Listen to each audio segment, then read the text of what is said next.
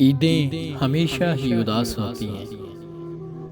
मैं सोचता हूँ कि चंद साल पहले तक कैसे मैं ईद से एक महीना पहले ही ईद की तैयारियां शुरू कर देता था।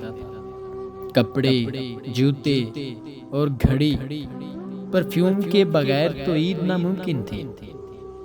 चांद रात पर पूरा घर सर पे उठाया होता था कि सुबह ईद है, और मेरी माँ मुझे डांट दिया करती थी कि घर में इतने काम हैं, 17 साल के हो गए हो और तुम्हारा बचपना खत्म ही नहीं हो रहा।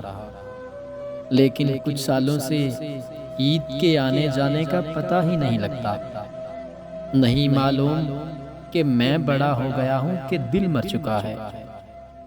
ना ईद के आने की खुशी है, ना ईद की खरीदारी को दिल करता है। आज मेरी माँ खुद कहती हैं कि कपड़े ले आओ जाकर और जूते भी ले आओ। परफ्यूम कितना पसंद है तुम्हें, वो भी नहीं लिया। घड़ी कहाँ है तुम्हारी, लेकिन अब दिल नहीं करता।